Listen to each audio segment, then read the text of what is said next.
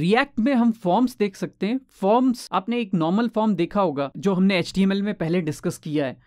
Form में यहाँ पे हमारे पास दो इनपुट है, एक का नेम है यूजर नेम और एक का नेम है एज। तो इन दोनों का डेटा कैसे हम हैंडल करेंगे किसी कंपोनेंट में, वो हम देखते हैं। तो यहाँ पे एक कोड है जिसमें हमने एक हैंडलर लिखा हुआ है दोनों के लिए। तो ये किस तरह से ये डेटा का फ्लो होगा उसको हम देखते हैं। यहाँ पे this dot handler event object को लेके जा रहा है और यहाँ पे हैंडलर फंक्शन कॉल होता है। तो ये सेट स्टेट में एक कॉल ले रहा है जिसमें मैंने e.target.name यूज किया है। और आप ध्यान दें इसमें स्क्वायर ब्रैकेट है बिकॉज ये चीज की तरह है, तो मैं इसको सीधे नहीं लिख सकता। तो ये एक फॉर्मेट है जिसमें आप लिखोगे तो की भी वेरिएबल की तरह यूज की जा सकती है। और यहाँ से हमको नेम मिल जाएगा जो कि अभी यूजर नेम है, इस केस में यहाँ ये यूजर नेम हो जाएगा। और e.target.value ये भी हमको मिल जाएगी जो भी आप उसमें टाइप कर रहे हो। तो एक तरह से हमको दोनों टाइप्ड वैल्यू और यूजर नेम ये मिल गया। तो एक सेट स्टेट यानी यूजर नेम हमारे लिए बन जाएगा और वो स्टेट चेंज हो जाएगी। तो आपके पास वो एक तरह से वेरिएबल आ गया है।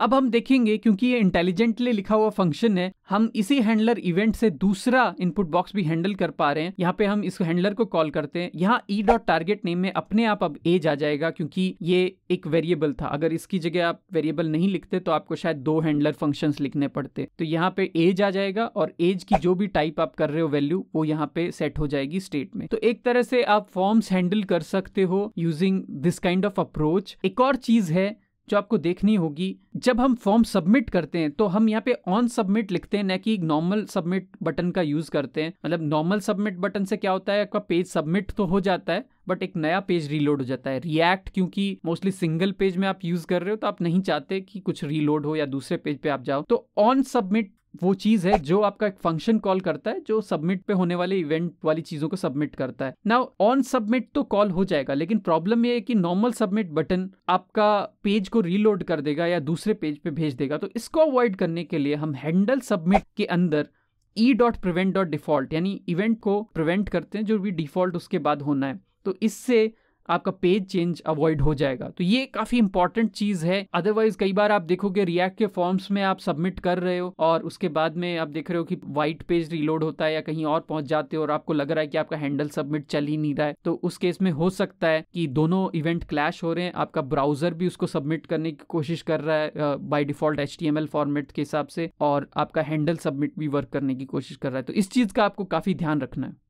तो इस एग्जाम्पल में हम देखेंगे फॉर्म हैंडलिंग। तो फॉर्म टैग्स मैंने डिक्लेयर कर रखे हैं, उसके अंदर हम कुछ इनपुट्स बनाएंगे और देखेंगे कि उन इनपुट्स की वैल्यू हम कैसे गेट कर सकते हैं। तो सिंपल इनपुट फॉर्म आपने देखे होंगे HTML में, तो उसी तरह से हम इनपुट डिक्लेयर करते हैं। जैसे उसका टाइप है वो टेक्स्ट है। अब ऑन चेंज हम इस पे एक प्रॉप डिक्लेयर करेंगे जिससे कॉल होगा। तो ऑन चेंज से जब भी आप कोई चेंज करोगे इस इनपुट बॉक्स में तो हमको ये हैंडलर इवेंट को कॉल करेंगे। तो यहाँ पे मैंने हैंडल चेंज नाम से एक फंक्शन डिक्लेयर कॉल किया है जिसको अब हम डिक्लेयर भी करेंगे।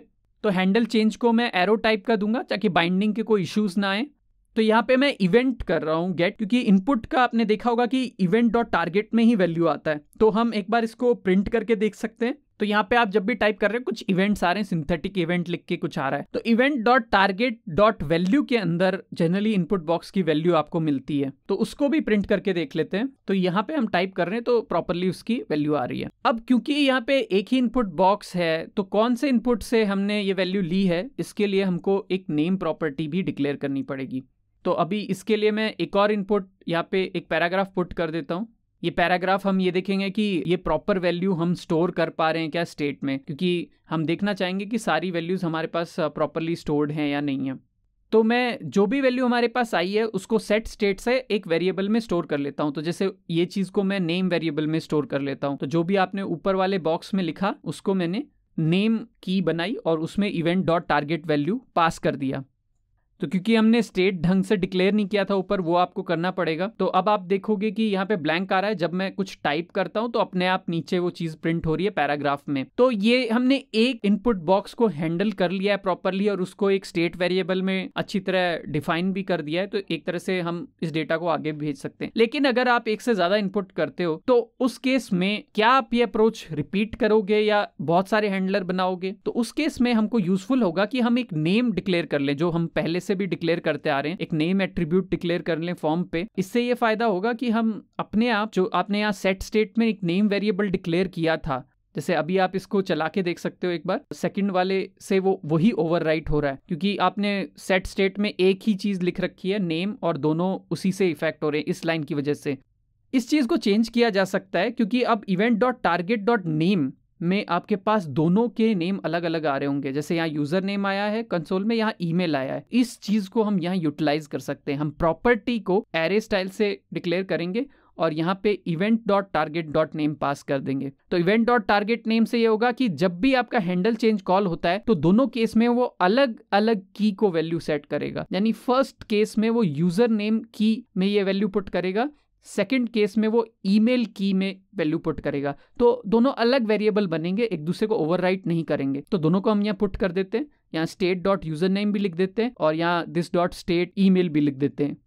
तो अब आप देखोगे दोनों चीजें यहाँ पे प्रिंट हो रही है। जैसे पहले मैंने नेम लिख रहा हूँ वो भी प्रिंट हुआ और इसके बाद में ये ईमेल भी प्रिंट हो रहा है। तो हमने एक तरह से हैंडल कर लिया एक सिंगल फंक्शन से दोनों, या कितने भी अब आप इनपुट बना लो वो हम हैंडल कर सकते। लास्ट में हम एक सबमिट फंक्शन लिखेंगे। तो फॉर्म में आपको ऊपर ऑन सबमिट लिखना पड़ेगा और इसमें आप सबमिट फंक्शन जो भी हैंडल करने वाला फंक्शन है वो लिख सकते हो। तो मैंने हैंडल सबमिट लिखा है। हैंडल सबमिट फंक्शन हम डिक्लेयर करते हैं।